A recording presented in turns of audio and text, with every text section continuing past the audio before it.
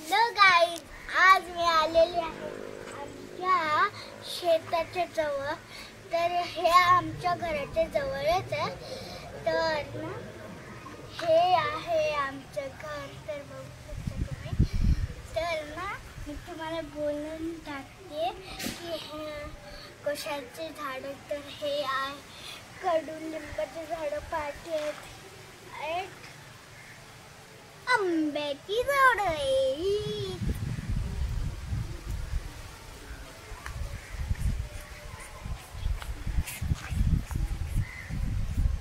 आणि ना आंब्याचं झाड आहे. आंबाई आलेली आहे.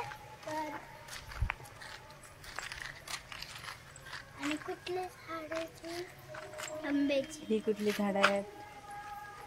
आंब्याची आहेत, कडुलिंबाची झाड आहेत आणि इकडे सागाची झाड आहेत. आणि इथे सागाची झाड. तर तुम्ही बघू शकता, हे बघू शकता. तर जर तुम्हाला माझा ब्लॉग आवडला असेल तर लाईक, शेअर आणि सबस्क्राईब करायला विसरू नका. आणि जर तुम्हाला ही माझी मेहंदी आवडली असेल तर मी इथं बोर्ड रंगवली नाही. तर आवडलं असेल तर लाईक, शेअर आणि सबस्क्राईब करा कालच्या व्हिडिओला. आणि सगळे आवडले असेल तर सगळ्या व्हिडिओला लाईक, शेअर आणि सबस्क्राईब करायला विसरू नका. Bye, thank you. हॅलो गाईज, तर आज मी आलेले आहे माझ्या आजीच्या गावाला. तर ना आज मी आलेले आहे शेतात. तर हे बघू शकतात, हे आहे आंब्याचं झाड, कडुलिंबाचं झाड. हे दुसऱ्यांच्या शेतात आहे.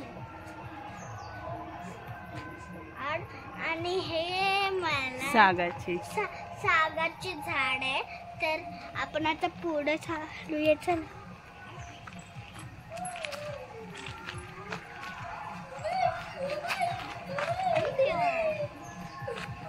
हे बघू शकता तुम्ही. हे बघू शकता तुम्ही की इथं बघा केवढ्या साऱ्या मुंग्या आहेत. ते बघू शकता तुम्ही. तर ना आता आपण आता पुढे जाऊ. आणि आता सेकंड ब्लॉग तर तुम्हाला बघायचा असेल ना तर माझ्या आत्ताच्या चॅनलला लाईक, शेअर आणि सबस्क्राईब करायला विसरू नका. आता आपण पुढे जाऊ. हे पण आंब्याचं झाड आहे. पण इथे